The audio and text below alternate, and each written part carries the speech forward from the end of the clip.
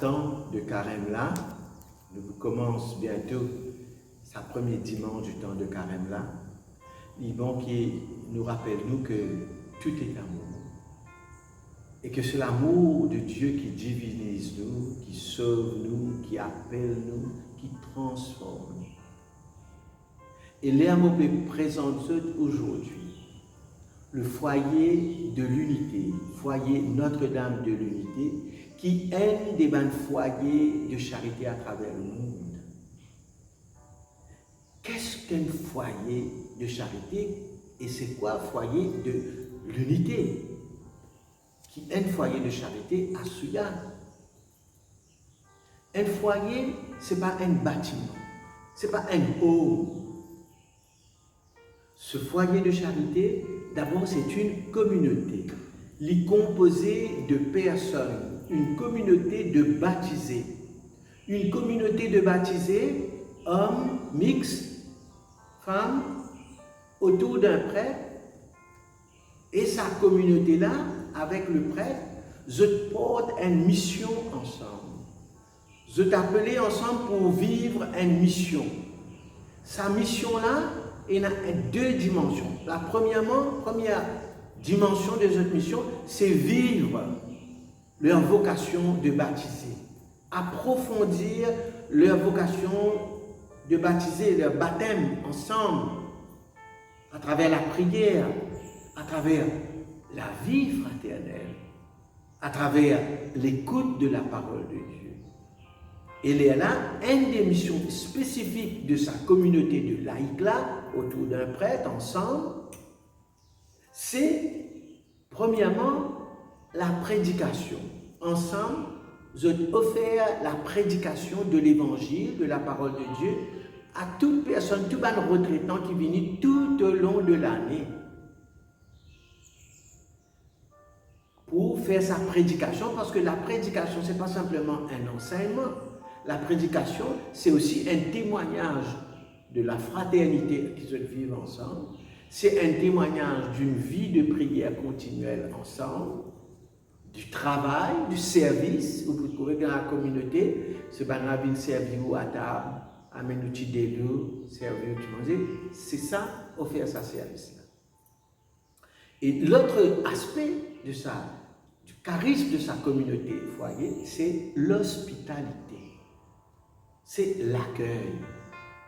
Comme Marthe et Marie qui accueillirent Jésus, c'est vivre ça, l'hospitalité-là, de manière continuelle, c'est un élément essentiel de la vocation. Quand vous faites l'hospitalité, donc vous avez arranger la case, vous avez faire un joli jardin, vous avez une jolie la cuisine, vous avez un joli petit plat, vous avez faire un joli dessert, vous avez créé l'espace joli pour accueillir, pour que quand une personne retraitante vienne, je te sens à l'aise, pour comment dire, je suis capable d'approfondir cette relation avec Dieu, approfondir cette vocation, relire la vie pendant le séjour, le temps qu'ils ont passé au foyer. C'est ça, foyer de charité. Et ça, foyer de charité, là, à Maurice, il a commencé en 63. Et nous pouvons continuer petit à petit, vivre sa vocation-là ensemble.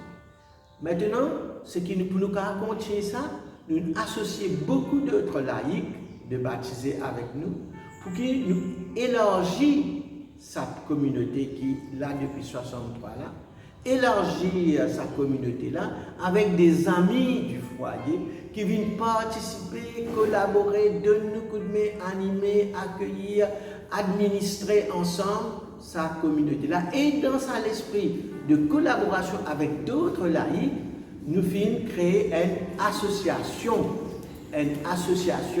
pour qui cette association là prend la responsabilité de tout l'aspect de l'organisation, du personnel, de l'entretien, pour que le prêtre et la communauté du foyer soient capables de servir l'évangile, annoncer l'évangile et tranquillement, pareil comme parfois nous tendez dans les actes des apôtres, pour qui les apôtres libres pour la prédication, mais il y a un à côté, qui fait sa service pratique là, administratif là pour le foyer.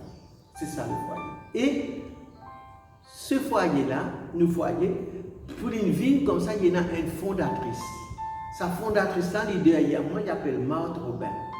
Il est né dans une famille, dans la campagne, à Châteauneuf-de-Galore, et il vit dans sa famille jusqu'au bout de sa vie. Il vit toute sa vie, accomplir toute sa vocation dans sa famille. Et c'est lui qui, Dieu, il choisit pour confier sa mission de ouvrir un foyer avec l'aide d'un prêtre à l'époque.